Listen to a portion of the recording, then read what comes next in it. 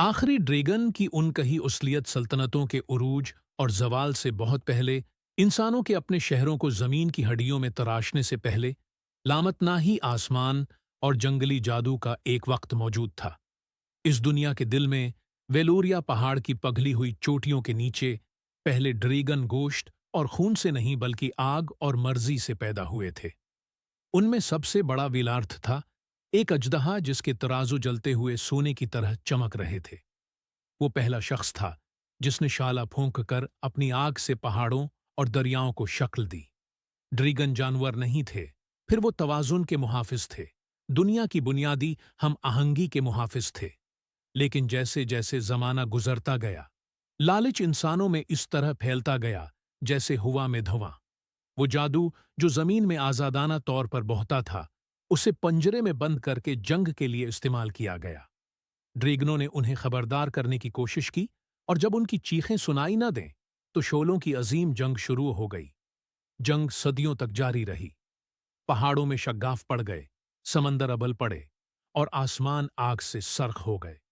एक एक करके कदीम ड्रैगन गिरते गए, यहां तक कि सिर्फ एक एंडा आलमी दरख्त की जड़ों के नीचे छिपा रहा। आखिरी ड्रैगन सरप्रस्त सीराथन विलार्थ के छोटे भाई की हिफाजत में, ये जानते हुए कि इंसानियत उन तमाम चीजों को खत्म कर देगी जो खालिस थी, सीराथन ने एक ममनुआ रस्म अदा की।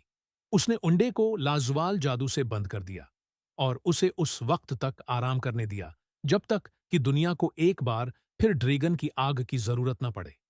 फिर वो अफसाना में गायब हो गया, उसका नाम अफसानों में धंधला गया।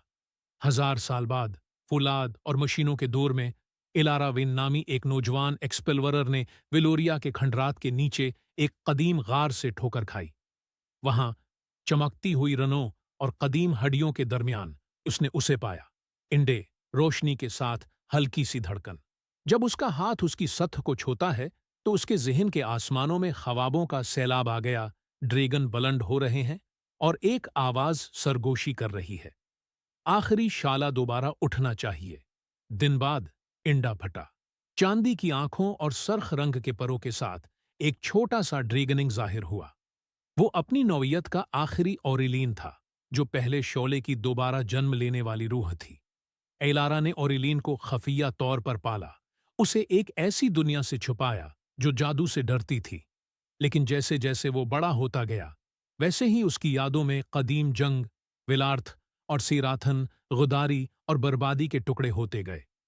उसने महसूस किया कि उसका मुकद्दर न सिर्फ जिंदा रहना है, बल्कि उस तवाजुन को बहाल करना है जो बहुत पहले टूट गया था।